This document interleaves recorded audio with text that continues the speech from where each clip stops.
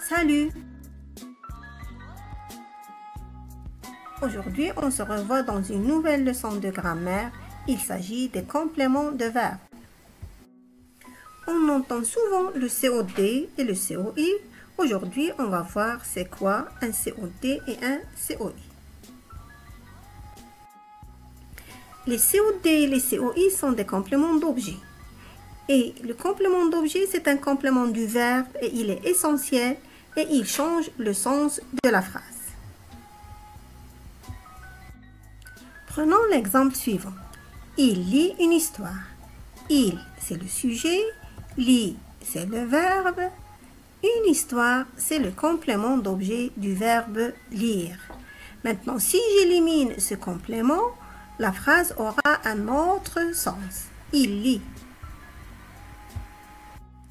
Encore un autre exemple. Il parle de ses aventures. Il, c'est le sujet. Parle, c'est le verbe. De ses aventures, c'est un complément d'objet qui complète le verbe parler. Si j'élimine ce complément, la phrase aura un autre sens. Donc, comme récapitulation, le complément d'objet, qu'il soit direct ou bien indirect, est un complément du verbe, c'est-à-dire il se rattache au verbe, puisqu'il le complète, et il précise le sens de ce verbe. Il est essentiel, c'est-à-dire si on le supprime, il va changer complètement le sens de la phrase. Encore, il vient toujours après le verbe. On ne peut pas le déplacer, sauf s'il est pronominalisé, c'est-à-dire si on le remplace par un pronom personnel. Passons maintenant à son identification, c'est-à-dire comment le reconnaître dans une phrase. Commençons par le complément d'objet direct, appelé aussi COD. Donc, comme on a dit, il précise le sens du verbe. Et il est lié directement au verbe, c'est-à-dire qu'il n'y a pas de préposition entre ce complément d'objet et le verbe. Pour le reconnaître, on pose la question qui ou bien quoi. Revenons à l'exemple du début. Il lit une histoire. Il lit quoi? Une histoire. Une histoire, c'est un COD. Il est lié directement au verbe lire. Prenons un autre exemple. Il aime sa mamie. Il aime qui? Sa mamie. Sa mamie, c'est un COD lié au verbe aimer.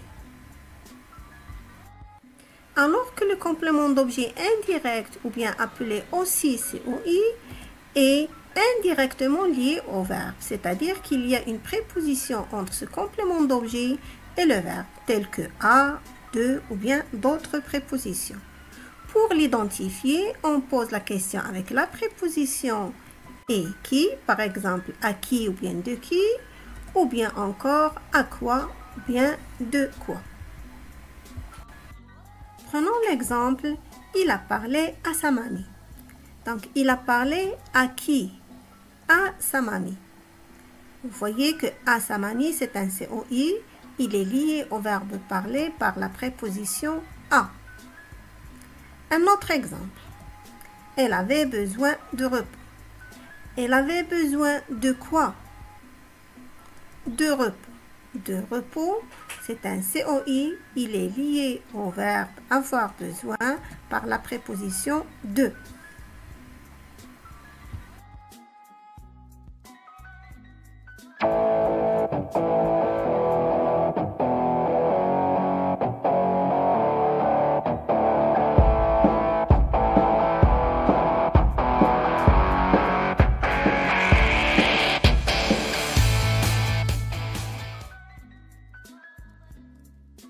Regardons maintenant la classe grammaticale des mots qui peuvent être des compléments d'objet. Regardons la phrase « Je m'éloigne de Rabat ». Donc ici, Rabat, c'est un nom propre.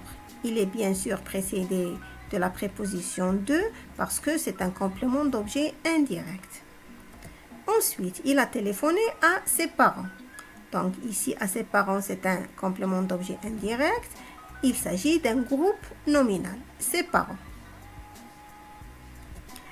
Ou bien, il leur a téléphoné. Ici, le complément d'objet indirect est un pronom.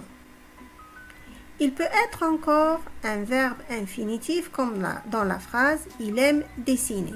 C'est un complément d'objet direct. Le complément d'objet peut avoir d'autres classes grammaticales.